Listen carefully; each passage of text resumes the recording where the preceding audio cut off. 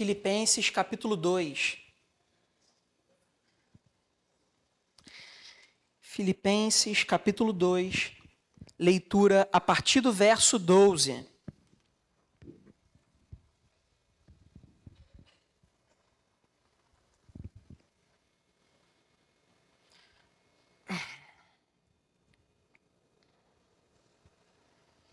Filipenses capítulo 2, leitura a partir do verso 12. O tema do nosso sermão nesta manhã se chama Graça que move, fé que responde. Graça que move, fé que responde. Amém? Todos acharam? Filipenses capítulo 2, leitura a partir do verso 12, diz o seguinte: assim, meus amados, como sempre vocês obedeceram, não apenas em minha presença, porém muito mais agora na minha ausência, ponham em ação a salvação de vocês com temor e tremor, pois é Deus quem efetua em vocês tanto querer quanto realizar, de acordo com a boa vontade dele. Façam tudo sem queixas nem discussões, para que venham tornar-se puros e irrepreensíveis, filhos de Deus inculpáveis no meio de uma geração corrompida e depravada, na qual vocês brilham como estrelas no universo, retendo firmemente a palavra da vida. Assim, no dia de Cristo, eu me orgulharei de não ter corrido nem me esforçado inutilmente. Contudo, mesmo que eu esteja sendo derramado como oferta de bebida, sobre o serviço que provém da fé que vocês têm, o sacrifício que oferecem a Deus, estou alegre e me regozijo com todos vocês. Estejam vocês também alegres e regozijem-se comigo. Amém. Só até aqui, queridos. Vamos orar mais uma vez? Senhor, nos ilumina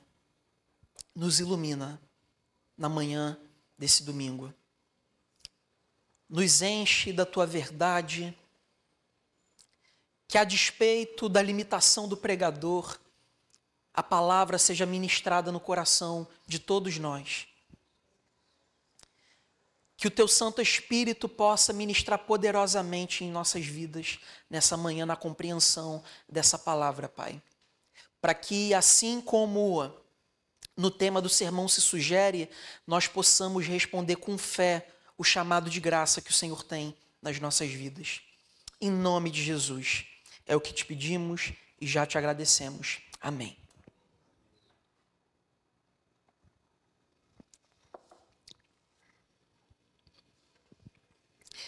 Queridos irmãos, hoje existe uma palavra de ordem para quem vive na sociedade que a gente vive, né?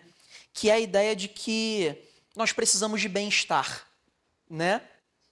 Virou uma palavra de ordem. Nós precisamos de bem-estar físico, emocional, nós precisamos de saúde.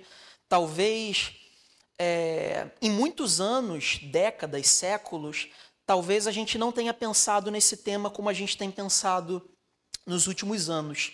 Por isso que tem tido uma grande alta na demanda por mais profissionais da área da saúde, né? Nutrólogos, né? Para poder cuidar ali da nossa dieta, para a gente comer direitinho, né? Endócrino, para poder saber da nossa saúde hormonal, como é que tá as taxas, como é que estão as taxas, né? Educadores físicos para dar aquela força ali na academia, porque sozinho às vezes a motivação não vem, né? Então a gente precisa de alguém ali para dar aquela força moral para a gente. E não só do ponto de vista da saúde física, da saúde da vida de uma maneira geral. Tem gente procurando coaching no sentido restrito do que significa coaching, né? Falando ali do desenvolvimento pessoal das pessoas, educação financeira. O fato é que todo mundo busca por saúde e bem-estar para a vida, né? Essa tem sido uma máxima da nossa sociedade. E, queridos, que bom que isso tenha acontecido, não é verdade? Que bom Que bom. Que bom que as pessoas têm buscado por bem-estar. Que bom que as pessoas têm buscado por ter uma vida mais saudável. Isso é um fato. Agora, como desdobramento dessa busca, alguns sociólogos, filósofos têm entendido que as pessoas têm lidado cada vez pior com o desconforto, com os problemas, com os sacrifícios, com as demandas duras e difíceis da vida. E por que esses sociólogos eles entendem isso? Porque tem muita gente que busca por bem-estar, mas se esquece que o bem-estar sozinho não vai mudar os problemas e as circunstâncias que a gente vive. Uma coisa não tem nada a ver com a outra. Não é porque a gente está indo para a academia, que a gente se consulta com um terapeuta, que isso vai tornar a nossa vida mais fácil. A vida é difícil, a vida é dura, a vida é problemática. Então, essa busca por bem-estar social, ela precisa ser um meio para que a gente lide com esses desafios de uma forma tranquila, né? Ou tentar ser um pouco mais leve, né? Então, qual que é o grande problema que hoje a gente tem visto na sociedade? As pessoas têm buscado o bem-estar como se fosse um fim em si mesmo. E têm lidado mal com os problemas, com o esforço, com os sacrifícios, com os desconfortos da vida. E isso tem gerado uma sociedade imatura, que não consegue reconhecer a dureza da vida. A vida é dura, queridos. A vida é dura. E não é porque a gente está investindo em saúde e bem-estar para a nossa vida que a nossa vida vai deixar de ser dura. A vida continua sendo dura. E um outro aspecto que a gente pode perceber também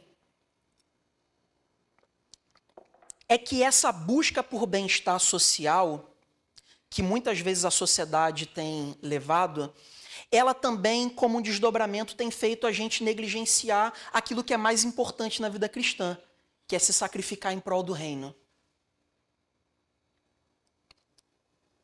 Esses dias eu vi um pastor dizendo o seguinte: olha, prioridade é Deus, saúde emocional e família.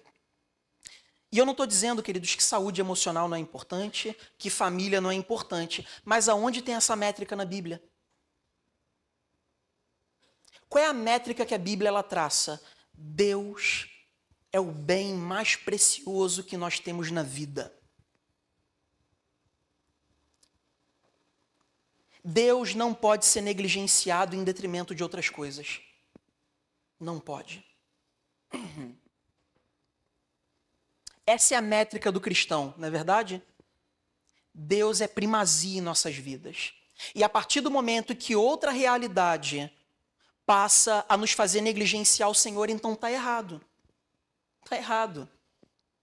O que a sociedade do bem-estar diria com uma fala parecida com a do apóstolo Paulo para Timóteo, no capítulo 4, verso 8, quando ele diz: o exercício físico é de pouco proveito.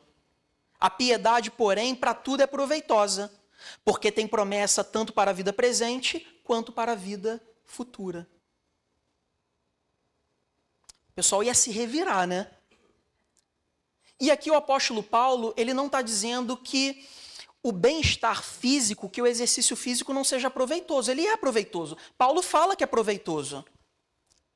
Mas se comparado com a responsabilidade que nós temos de viver uma vida com Deus, tem pouco proveito. Se comparado com a piedade, com a santidade que a igreja é chamada a viver, tem pouco proveito. Porque a piedade e a santidade nos trazem promessas para hoje e para o futuro. Ter uma vida piedosa no Senhor é o que verdadeiramente nos prepara para uma vida dura como é a nossa. E a gente tem invertido a lógica. A gente acha que enfrentar a vida dura do jeito que ela é deve nos levar a recorrer a outras coisas. E a gente está falhando miseravelmente em ser igreja por causa disso. A gente está valorizando outras coisas em detrimento de Deus. Deus é mais importante, queridos. Se os irmãos não entenderem nada que eu vou falar a partir daqui, entendam só isso. Deus é mais importante do que qualquer outra realidade que você ache que seja importante diante de Deus. Deus é mais importante. Deus é mais importante. E por que que normalmente nós negligenciamos o Senhor? Em primeiro lugar, porque viver com o Senhor gera sacrifícios, não é verdade? Viver com o Senhor é difícil. Demanda esforço. Demanda perseverança. Quem não se lembra em Mateus, quando Jesus está no Getsêmani, perto de ser entregue nas mãos dos homens, e ele chama os discípulos para poder orar. Está todo mundo cansado, está todo mundo aflito, e Jesus ele fala, olha, não dormem, orem. Perseverem em oração comigo. O que Jesus está estabelecendo aqui? Que antes do descanso e antes do sono existe algo que é mais importante. A oração. E aqui, mais uma vez, queridos, é sempre bom sempre fazer esse parêntese. Jesus não está dizendo que sono não é importante, que dormir não é importante. Pelo contrário, o que Deus ele faz com Elias? Você está frustrado, você está arrebentado pelas circunstâncias, Jezabel prometeu a sua vida, então vem cá, dorme um pouquinho, come um pão, fica tranquilo. Então o ponto não é esse. O ponto é, o que é mais importante? O que é mais importante? Tem determinados momentos, queridos, que em nome de ter uma vida com Deus, a gente vai ter que sacrificar algumas coisas. E a gente tem tido dificuldade para olhar para essas coisas. Porque a gente não quer abrir mão de algumas coisas. E isso é um fato. Isso é um fato. Existem estações da vida que nós precisamos nos colocar de determinada forma, entendendo que a demanda nos exige de uma determinada forma diante do Senhor. Para quem me conhece de forma próxima, sabe que eu amo ir para academia, eu gosto de ir para academia, eu gosto de me exercitar, eu gosto de correr, eu sou do esporte, eu estou meio redondinho, parece que não, mas eu gosto.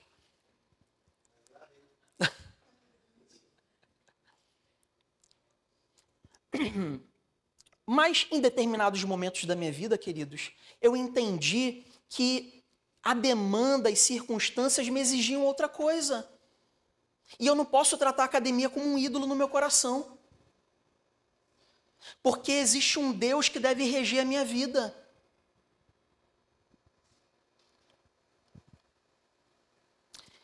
E aqui está um segundo motivo pelo qual nós não priorizamos o Senhor. É porque o sacrifício que redunda no Senhor não é um sacrifício autocentrado.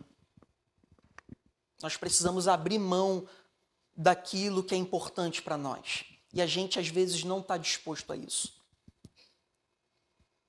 Não é verdade? A gente não está disposto a isso. Infelizmente. O apóstolo Paulo também diz uma coisa muito forte em 1 Coríntios, capítulo 9, verso 27, quando ele fala, contudo, e isso é pesado, tá, queridos? Esmurro o meu corpo e faço ele escravo para que, tendo pregado a outros, eu mesmo não venha a ser desqualificado. O que Paulo está dizendo?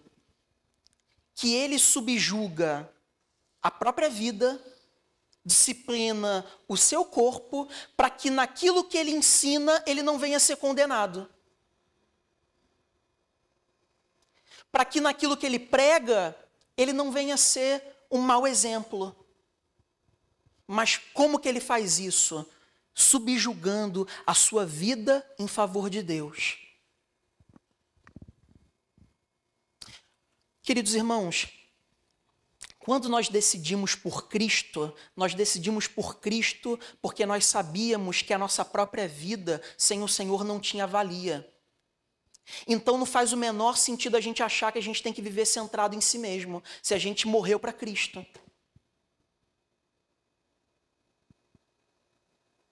Quando a gente decidiu por Cristo, não foi essa a ideia que permeou o nosso coração? Sozinho não dá. Eu preciso de um Senhor. Eu preciso de um Salvador. A minha vida sozinha está dando passos largos para a destruição pessoal. Então, por que depois de estarmos em Cristo, nós queremos cultivar uma vida autocentrada? Não faz sentido. Não faz o menor sentido. Por isso, queridos, o apóstolo Paulo, ele começa a carta aos Filipenses, no verso 12, no texto que nós acabamos de ler, dizendo o seguinte. Na verdade, no verso 13, por favor. Pois é Deus quem efetua em vocês tanto querer como realizar de acordo com a vontade de Deus. Perdão, o verso 12 também, desculpa. Assim, meus amados, como sempre vocês obedeceram, não apenas à minha presença, porém muito mais agora na minha ausência.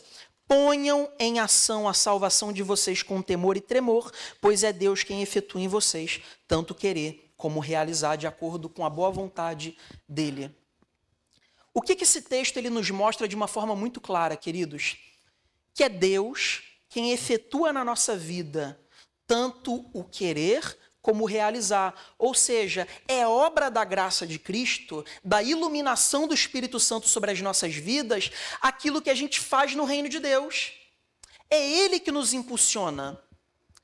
No entanto, o apóstolo Paulo ele começa dizendo, ponham em ação a salvação de vocês. O desenvolvimento da salvação de vocês. O que o apóstolo Paulo está querendo dizer aqui nas palavras do Santo Agostinho? É Deus quem efetua em nós, mas não sem nós. Deus efetua em nós o querer e o realizar. Isso é obra da graça divina, mas não sem nós. Existe um papel que pertence à igreja. Por isso o tema do nosso sermão é esse. O chamado é de graça, mas a resposta é de fé.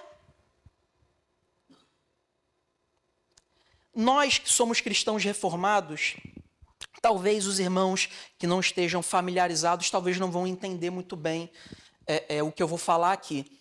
Mas nós que somos reformados, nós temos um certo preconceito quando nós falamos de santidade e esforço, né? Por quê? Porque nós entendemos que Deus ele nos salva por graça. Não é verdade? Graças a Deus por isso. Se dependesse de nós não conseguiríamos nos achegar à presença de Deus. Nossa salvação é por meio do sacrifício expiatório de Cristo na cruz do Calvário. Amém? E nós também entendemos que a santificação é fruto da graça de Deus. Como diz o apóstolo Paulo, ele efetua o querer e o realizar. Também é graça, também é iluminação. Mas essa não é toda a verdade. Essa é a verdade, mas não toda a verdade. Qual é toda a verdade? Deus ele efetua o querer, o realizar. E nós, enquanto igreja, nos esforçamos para poder, de maneira coerente, viver esse chamado do Senhor.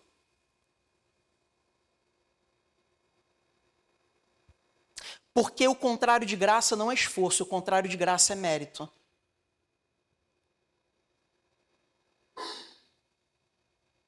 O esforço pode caminhar tranquilamente ao lado da graça, desde que você entenda que esse chamado pertence a Cristo e de que é Ele que tem efetuado em seu coração essa iluminação que você precisa.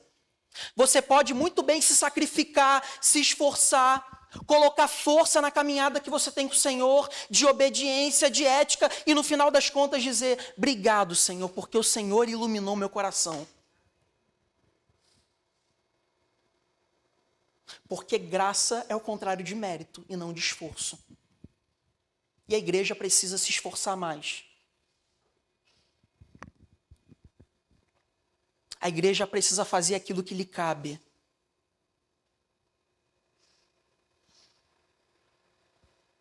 Nós precisamos fazer aquilo que nos cabe como igreja, queridos.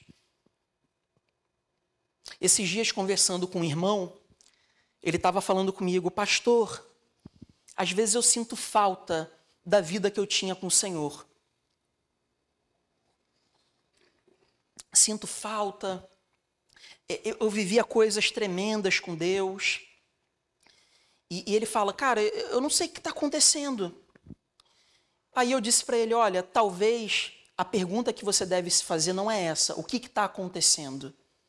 Talvez a pergunta que você deva se fazer é, o que eu deixei de fazer e fazia antes?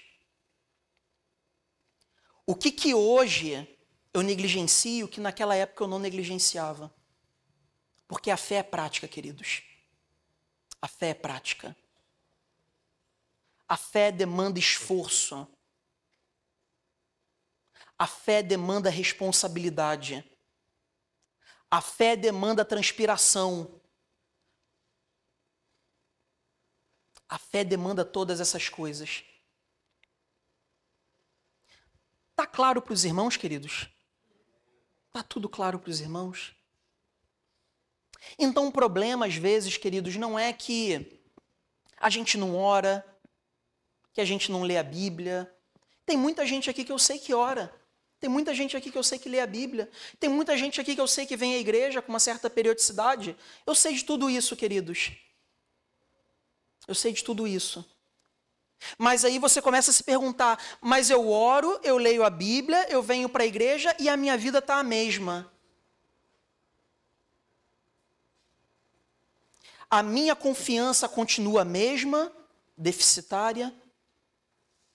A minha prática continua cheia de murmuração, de amargura. Eu não me santifico.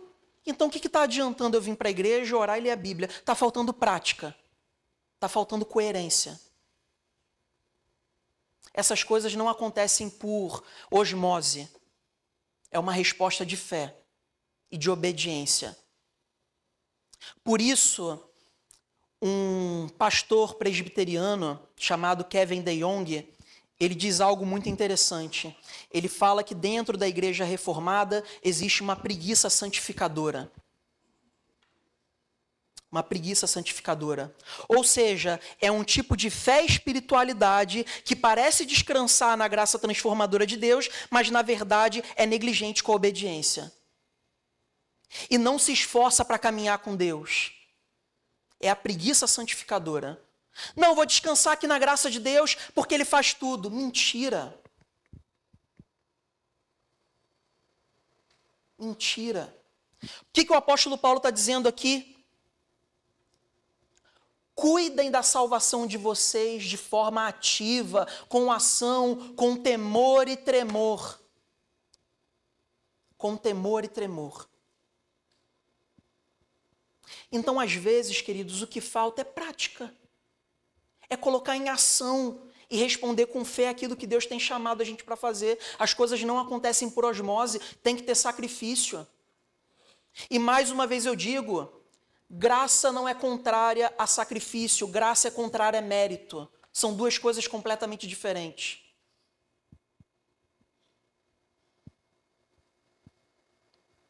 Eu vou dar mais um exemplo aqui, que eu dei alguns cultos atrás, pode ser que alguns irmãos já tenham ouvido esse exemplo que eu dei, mas eu vou tornar a falar porque tem a ver com o que a gente está falando aqui. Certa vez eu estava em casa orando, chorando, falando, Senhor, me ajuda, eu quero ser mais íntimo do Senhor, eu quero ir além daquilo que a minha limitação não deixa. Sabe aquela oração? Ó? Você fala, sabe? Você chora, você se derrama. Aí eu levantei e fui para a academia.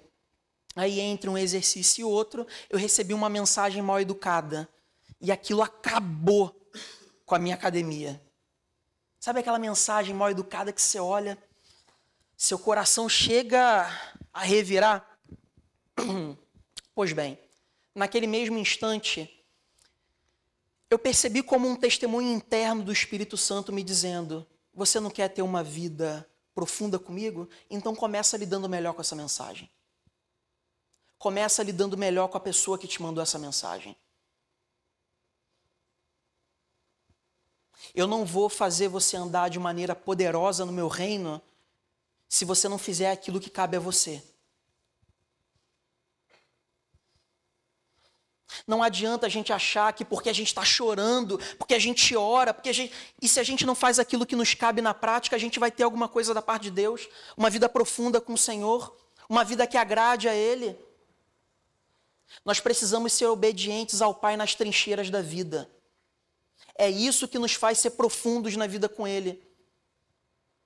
Às vezes não nos falta, mais uma vez eu digo, às vezes não nos falta oração, às vezes não nos falta leitura bíblica, às vezes não nos falta vir à igreja. O que nos falta é obediência prática, esforço, sacrifício, nas palavras do apóstolo Paulo, esmurrar o próprio corpo, para que naquilo que a gente prega a gente não venha a ser hipócrita. A nossa fé tem que ser coerente, queridos, com aquilo que a gente crê. A nossa prática precisa ser coerente. Nós precisamos de coerência de fé. Coerência de prática, sacrifício.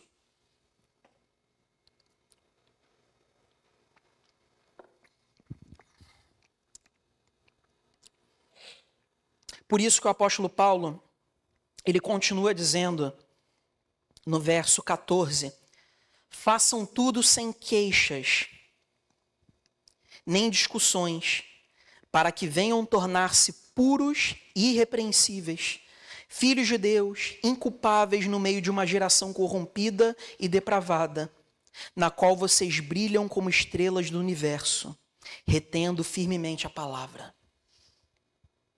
O que o apóstolo Paulo está dizendo? No lugar de nós colocarmos desculpa, má vontade, amargura para fazer aquilo que a gente deve fazer, nós devemos colocar em prática a nossa fé e brilharmos como estrelas no universo.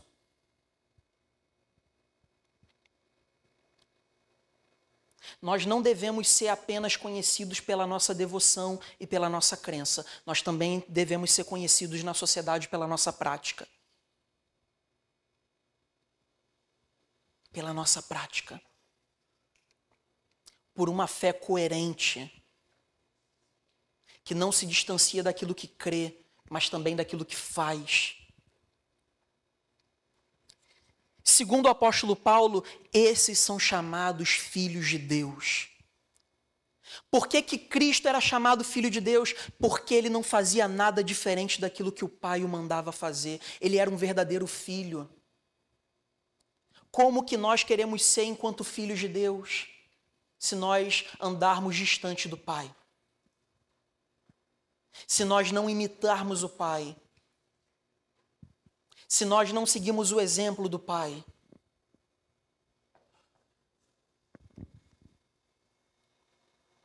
É isso que o apóstolo Paulo fala.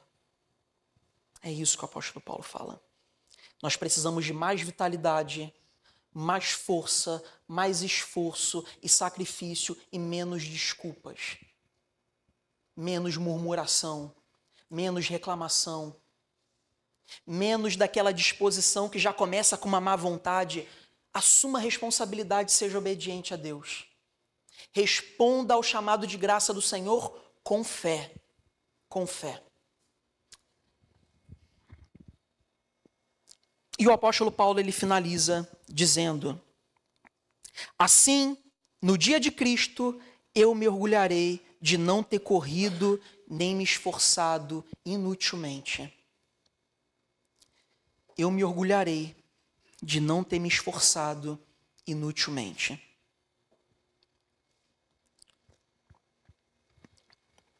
Por que o apóstolo Paulo está dizendo isso, queridos?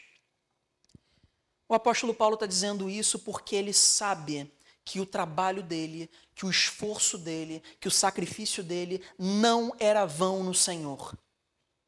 Não era vão. Ele sabia das promessas eternas que estavam confiadas à sua vida. O trabalho dele não era inútil. E talvez, queridos, essa seja a maior tentação que passa pelo nosso coração no sentido de ser obediente e de confiar em Deus. Será que está valendo a pena? Será que está valendo a pena? Comprar esse barato? Ser perseguido? Ser taxado de religioso, de maluco? Será que está valendo a pena? E é nesse exato momento que nós nos distanciamos da promessa de Deus, das promessas eternas. É nesse exato momento, que deixamos de contemplar aquilo que a nossa esperança nos chama a viver. E queridos, não se enganem, eu falo isso aqui o tempo todo e vou tornar a repetir. Uma igreja sem esperança é uma igreja sem alma.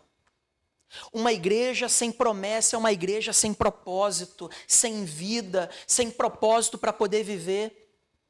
Uma igreja sem esperança não pode dizer o que o apóstolo Paulo fala: eu sei que meu trabalho não é vão no Senhor. Uma igreja que perdeu a sua esperança não pode dizer isso. Uma igreja que perdeu as promessas eternas não pode dizer: meu trabalho não é vão no Senhor, porque ele começa a duvidar. E está começando a dizer que é vão, que é inútil, porque não tem nada guardado para mim. Porque não tem nenhuma promessa, porque não tem nenhuma esperança. Essa é uma das maiores armas de Satanás para esfriar a igreja. É tirar a esperança da igreja. É tirar o propósito da igreja. É tirar aquilo que a igreja aguarda. Quando ela clama: Maranata, ora vem, Senhor Jesus. Quer matar a igreja? Tira a esperança dela. E Paulo está dizendo: eu me esforcei, eu estou preso, nesse exato momento eu estou escrevendo para vocês preso, mas ainda assim eu consigo dizer: meu trabalho não foi vão no Senhor, não foi inútil no Senhor.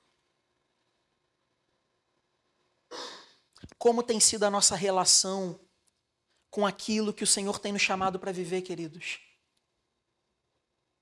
Como tem sido a nossa balança? O que a gente tem pensado? Está valendo a pena? Não está valendo a pena? Vou negligenciar isso aqui?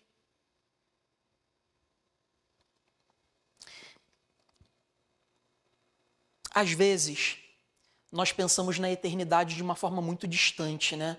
Eu estava conversando com um irmão ontem mesmo, e ele está falando: às vezes a gente pensa na eternidade como uma coisa monótona, né?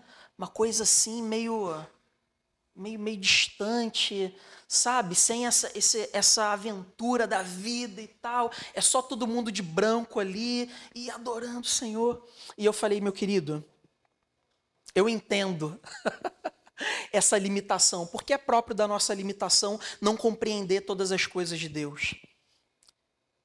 Mas o que a gente pode ter certeza é que na eternidade, o gozo, o prazer e o deleite de estar na presença de Deus é maior do que qualquer coisa que você já experimentou. Pense em alguma coisa aí que te trouxe alegria, prazer.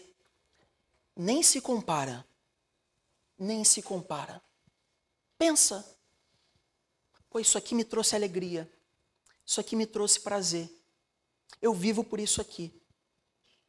E o salmista, ele fala: eu aprenderei a alegria de viver com o Senhor, prazer à destra de Deus. Prazer em tua presença. Queridos, é um deleite, um prazer que a gente não tem nem noção. Nós fomos criados para Ele. E na Nova Jerusalém, nós estaremos juntos dEle. Então não pensem, não é vão, é inútil, porque vale a pena caminhar com o Senhor. E não há promessas só para o futuro, há promessas também para o presente, para a família, para o seu trabalho, para a sua vida particular. Será que Deus ele não toca de forma abençoadora em cada uma dessas realidades? É claro que toca, queridos. Mas de que maneira a nossa família, o nosso entorno vai ser transformado se a nossa vida não está sendo resultado de transformação? Como? A gente falou aqui na semana passada sobre o pastor Luke. Ele falando: olha, missão é transformação, porque aonde o evangelho vai, ele transforma vidas e culturas. Será que é diferente na nossa casa? Será que é diferente no nosso trabalho? Será que é diferente no entorno da nossa vida? Eu não estou dizendo, queridos, que em todas as vezes, em todos os momentos, tudo vai acontecer de maneira plena e satisfatória, porque nem tudo depende só da gente. Mas a gente perdeu a percepção e a ideia de que a nossa fidelidade, a nossa obediência gera frutos na vida. O que é sabedoria no livro de Provérbios? É guardar a lei de Deus e praticá-las. Isso é sabedoria no livro de Provérbios. A gente tem se tornado uma igreja sem sabedoria, porque a gente não guarda a palavra e não pratica a palavra. Porque a gente não tem tido uma fé coerente, que aproxima aquilo que crê daquilo que faz. Antes da gente passar por essa próxima sentença do apóstolo Paulo, eu queria ler com os irmãos o capítulo 21 de Apocalipse.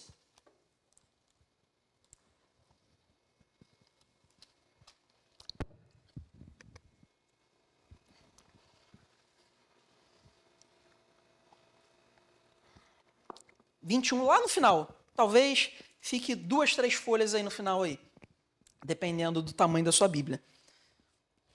Apocalipse capítulo 21. O texto diz o seguinte: então vi novos céus e nova terra, pois o primeiro céu e a primeira terra tinham passado, e o mar já não existia. Vi a cidade santa, a nova Jerusalém que descia dos céus, da parte de Deus, preparada como uma noiva adornada para o seu marido.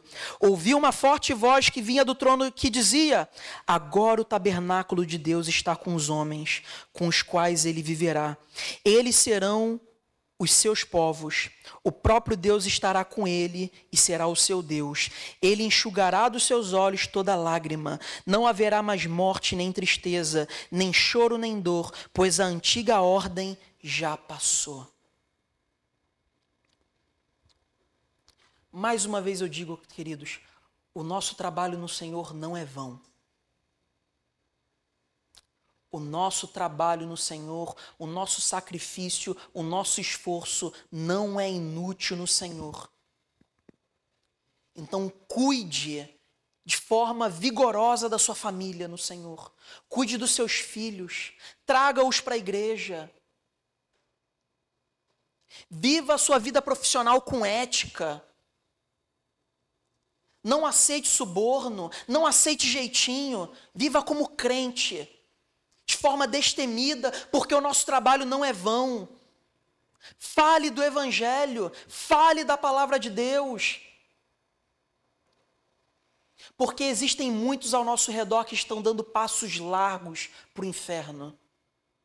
O nosso trabalho não é vão no Senhor. Nós precisamos fazer o que nos compete aqui e agora. Para que no grande dia nós escutemos: venham, amados do meu Pai, recebam o reino que eu lhe dei por herança. E Paulo finaliza dizendo: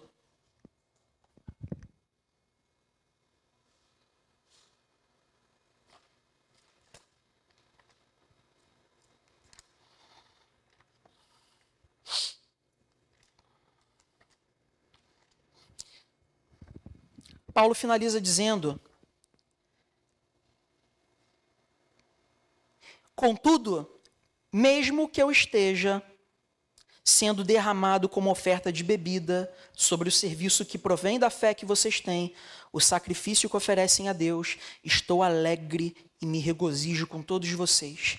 Estejam vocês também alegres e regozijem-se comigo. Essa expressão que o apóstolo Paulo fala aqui sobre oferta de bebida tem um outro nome também no Antigo Testamento, que é oferta de libação. Alguém já ouviu falar disso? Esse nome difícil, oferta de libação? Vou explicar para os irmãos, para os que nunca ouviram falar. Como é bem dito, queridos, no Antigo Testamento, antes de Cristo vir na plenitude dos tempos e se oferecer como verdadeiro sacrifício pela nossa vida, Os sacerdotes precisavam oferecer sacrifício no tabernáculo, né, no altar do Senhor. E normalmente depois que todos os ritos eram feitos, uma oferta de bebida era derramada ao lado do altar. Depois de já ter sacrificado um animal, e normalmente essa bebida era um vinho. E por que se derramava essa bebida no final? Para poder mostrar que havia um sacrifício ali, mas a entrega era um derramar voluntário. Era uma oferta derramada na presença de Deus. E era um vinho porque toda aquela oferta de sacrifício a Deus precisava chegar ao Senhor como um aroma agradável. Por que Paulo está falando isso? Que ainda que ele precise oferecer a sua própria vida como oferta de libação pelo serviço da igreja dos Filipenses, ele o faria. Porque naquele exato momento, como eu falei, ele estava preso. Estava preso numa prisão domiciliar. E ele estava enviando essa carta para a igreja. E ele não sabia qual era o seu futuro. Pode ser que a sua sentença fosse a morte. E o que ele está dizendo? A minha vida diante de vocês foi em sacrifício e em favor à obra de Deus. Mas se a minha vida precisar ser derramada como oferta de libação por causa da minha morte aqui na prisão, eu estou alegre. Porque todo o meu sacrifício diante de vocês foi um sacrifício de entrega voluntária. E eu tenho certeza que se eu morrer, vai ser com um aroma agradável no céu, porque a minha vida foi em prol de Jesus. A minha vida foi em prol de Jesus. A minha vida morta seria o selo da minha entrega de adoração a Deus diante de uma vida entregue em sacrifício ao reino. E a pergunta que eu queria fazer para os irmãos para a gente finalizar é essa. Se a sua vida fosse pontuada hoje com um final, você poderia dizer: a minha vida eu estou entregando agora como uma oferta de libação. O meu sacrifício ele foi terminado. E eu me alegro com isso, porque eu sei que isso vai chegar ao trono de Deus como uma oferta agradável. A minha vida foi em sacrifício a Deus, mas agora na minha morte eu ofereço uma oferta de libação. Será que a gente pode dizer isso com firmeza, como o apóstolo Paulo disse? Esse é o chamado de Cristo para a igreja nessa manhã. Que a gente se sacrifique no reino de Deus pela obra do Evangelho.